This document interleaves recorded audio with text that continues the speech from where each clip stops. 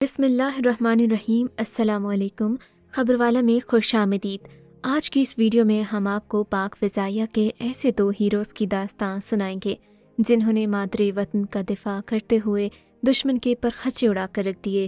وہ ہیروز جن کی بہادری نے جنگ کا پانسا ہی پاکستان کے حق میں پلٹ کے رکھ دیا۔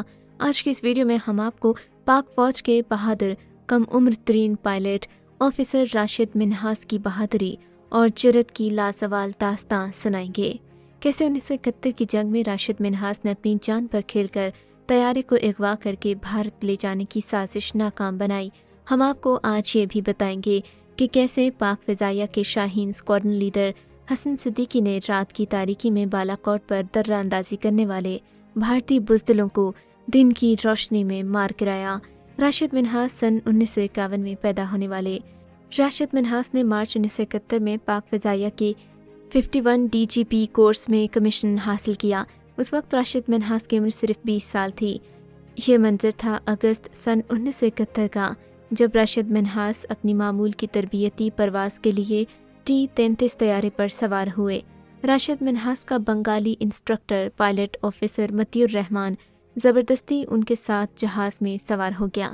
مطیع الرحمان نے اپنے ساتھیوں کو کال ملائی اور کہا، میرے اہل خانہ کو انڈین ہائی کمیشن لے جاؤ، میں جودھ پور جا رہا ہوں۔ غدار وطن مطیع الرحمان کے پاس کچھ انتہائی حساس خفیہ دستاویزات تھیں جو وہ انڈیا لے جانا چاہتا تھا۔ کنٹرول ٹاور نے فوراً راشد منہاس کو اطلاع دی اور ان کو کہا ہر صورت میں مطیع الرحمان کی سازش کو ناکام بنایا جائے۔ مطیع الرحمان چونکہ طیارے کو ہائی جیک کر کے بھارت لے جانا چاہتا تھا، اس نے پائلٹ آفیسرز راشد منہاس کو کلوروفارم سنگھا دیا اور راشد منہاس پر بے ہوشی طاری تھی۔ 11:31 تک طیارے کا رخ بھارت کی طرف تھا۔ راشد منہاس بے ہوش تھے۔ 11:33 پر راشد منہاس خدا کی مدد سے ہوش میں آئے۔ انہوں نے انتہائی پھرتی کا مظاہرہ کرتے ہوئے کنٹرول ٹاور سے رابطہ کیا اور آگاہ کیا کہ مجھے اغوا کر کے بھارت لے جایا جا رہا ہے۔ یہ راشد منہاس کا کنٹرول ٹاور سے آخری رابطہ تھا۔ جہاز انڈین سرحد سے صرف 32 میل دور تھا۔ کنٹرول ٹاور سے رابطہ کٹ چکا تھا۔ اب راشد منہاس کے پاس صرف ایک ہی راستہ تھا اور وہ تھا کہ جہاز کا رخ زمین کی طرف موڑ دیں۔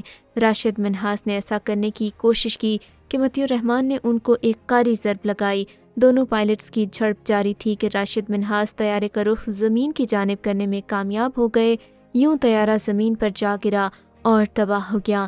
راشد منہاس نے طیارے کو زمین سے ٹکرا دیا اور اپنی جان کی قربانی تو دے دی، مگر یہ قبول نہیں کیا کہ پاک فضائیہ کا طیارہ سرحد پار کر کے بھارت میں داخل ہو۔ راشد منہاس کی اس عظیم قربانی کو آج بھی یاد رکھا جاتا ہے۔ راشد منہاس پاکستان فضائیہ کی تاریخ میں اتنا بڑا کارنامہ سر انجام دینے والے کم عمر ترین پائلٹ تھے جن کی عمر محض 20 سال تھی۔ راشد منہاس کی عظیم قربانی کے صلے میں پاک فضائیہ نے ان کو نشان حیدر سے بھی نوازا۔ آج کی دوسری کہانی بھی پاک فضائیہ کے اس عظیم ہیرو کی ہے جس نے دشمن کو یاد دلایا کہ اگر فضاؤں پر کسی کی حکمرانی ہے تو وہ پاک فضائیہ کے شاہینوں کی ہے۔ یہ 27 فروری 2019 کی بات ہے جب پاکستانی قوم کی صبح اس خبر سے ہوئی کہ بھارت نے 26 فروری کی رات پاکستان کی فضائی حدود کی خلاف ورزی کرتے ہوئے آزاد کشمیر کے علاقے بالاکوٹ میں درہ اندازی کی ہے۔ بھارت کے طیارے رات کے اندھیرے میں بالاکوٹ کے ایک جنگل پر پے لوڈ پھینک کر بھاگ گئے اور صبح بھارت نے شور مچایا کہ ہم نے پاکستان میں دہشت گردوں کے ٹھکانوں کو نشانہ بنایا ہے۔ حالانکہ حقائق اس کے برعکس تھے۔ بھارت کی یہ سرجیکل سٹرائک بھی ہمیشہ کی طرح جعلی تھی اور بالاکوٹ میں پے لوڈ گرانے سے چند درخت اور ایک کوا مارا گیا۔ جہاں بھارت نے دہشت گردوں کے کیمپس کا دعویٰ کیا، وہیں پر ایک ویران جنگل کے علاوہ کچھ نہیں تھا۔ پاک فضائیہ کے شاہینوں نے بھارت سے بدلہ لینے کے لیے وقت اور اہداف کا تعین کیا اور بھارت کی سرحد میں داخل ہوئے۔ چوں ہی پاک فضائیہ کے پائلٹس اپنا مشن مکمل کر کے واپس لوٹ رہے تھے کہ بھارتی طیاروں نے شاہینوں کا راستہ روکنے کی کوشش کی۔ اسکواڈرن لیڈر حسن صدیقی نے پلک جھپکتے ہی بھارت کے MiG-21 طیارے کو نشانہ بنایا۔